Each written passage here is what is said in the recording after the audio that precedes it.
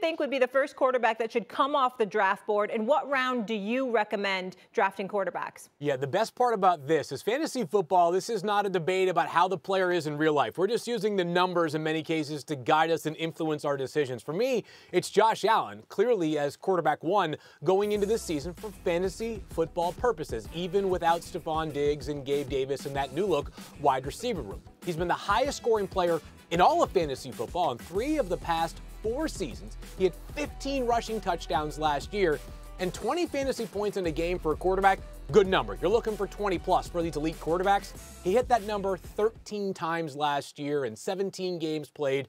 Josh Allen, I think in the 4th round, which I think in most drafts, Molly, is going to be later than where he ends up actually being drafted. But because there's good depth overall, I'm willing to be more patient and draft a quarterback on my terms rather than being the person that reaches a little bit too early. Sticking with the quarterback position, if it weren't Josh Allen, or who do you think is the quarterback from a fantasy perspective, obviously, because that's what we're talking about, that competes best with Josh Allen? Is it a Jalen Hurts or is it somebody else? And if so, why? Yeah, it is Jalen Hurts, and who last year also matched Josh Allen's 15 rushing touchdowns. Even with Jason Kelce now being one of our teammates here at ESPN, we know that the Eagles are going to lean on Jalen Hurts if they got the ball the 5-yard line going in to try to run in for that touchdown. But also, as bad as it was last year for that Philadelphia Eagles offense, especially down the stretch, still really good for fantasy football purposes. And we think with the new offensive coordinator in Kellen Moore and a better, more refined system that more suits what Jalen Hurts does best, he's going to be an even better player. He's been money in the bank basically since he took over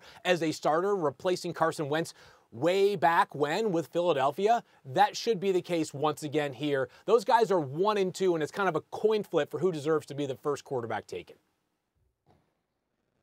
So, Phil, I mean, based on what you're saying, the #1 overall pick is going to be a running back, and it's going to be Christian McCaffrey?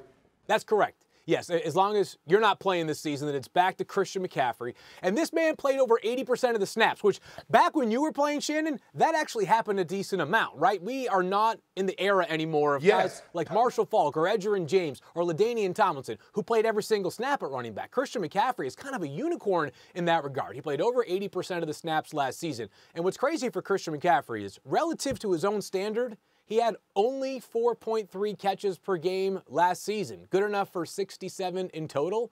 That was his worst mark in any year in his career. So Christian McCaffrey, basically a fantasy football cheat code, and we know in that 49ers offense, whether Brandon Ayuk is there or in Pittsburgh trying to save that Steelers offense, they're so good that touchdown scoring opportunities are going to be there all the time for CMC. Christian McCaffrey's a given.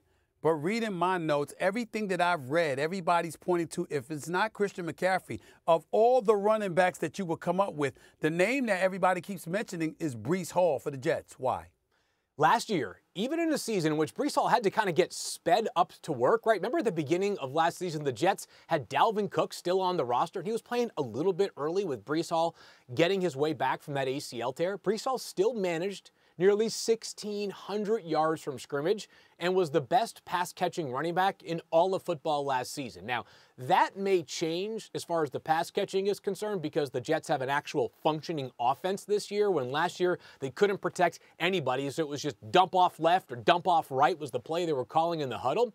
But Breece Hall should have better running opportunities this year behind a legitimate offensive line, at least if they can stay healthy. So Breece Hall has a legitimate case to be the second running back off the board. It's Christian McCaffrey, Breece Hall, and Bijan Robinson, who I am praying the Falcons do the right thing with this year, because you don't take a running back 8th overall and then keep the Ferrari in the garage as much as they did last year. Absolutely. Field, I got a double-barreled question for you here. Tell me this. First of all, some big names, stars that you would caution guys to stay away from, and some rookies that you're high on. Yeah, so in the first round, and this is fantasy football, people, let me remind you this.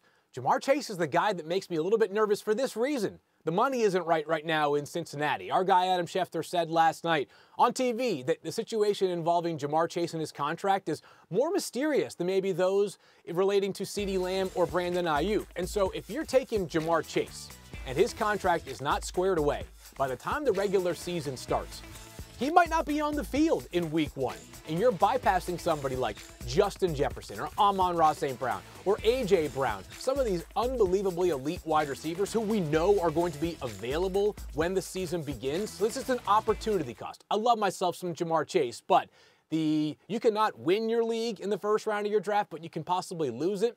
As for the rookies, it's actually a great rookie class, but none of them greater than Marvin Harrison Jr., who, of course, was built to play wide receiver in the NFL, the 4th overall pick in this year's draft.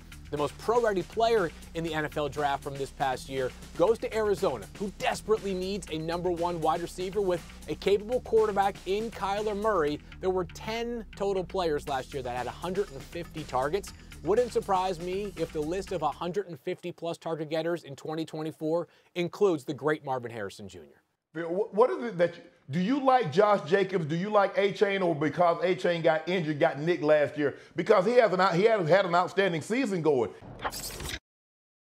Josh Jacobs last year averages 3.6 yards per carry, but the man got 1 million carries, so you ended up with good fantasy production, and Green Bay, I expect, to do the exact same thing.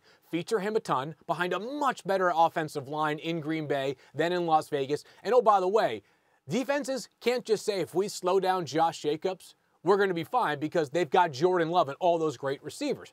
Meanwhile, Achane, it's like he might have 150 total carries this year, which is not a big number for a running back by any stretch, but he might average 6.5 yards per carry, which he was even higher than that last season. So one of these guys is the less efficient, higher volume player. Devon Achane is the more efficient player than Josh Jacobs with fewer overall opportunities.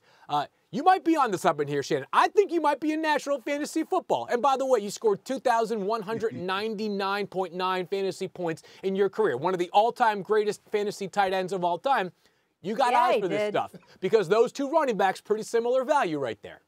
There he did. No one-trick pony. That's Shannon Sharpe. I know I can beat Stephen A. in fantasy. I know that for sure. Well, that ain't I don't know a whole lot else. That's easy. That ain't hard to do.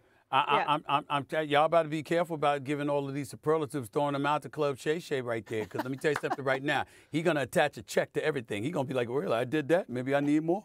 Maybe I need more. You know him more where that comes from. All right, Field, thank you so much for being with us. Really appreciate you, a wealth of knowledge. And we're over 1 million. A million teams drafted on ESPN. And remember, you can draft your team now on ESPN.com or download the ESPN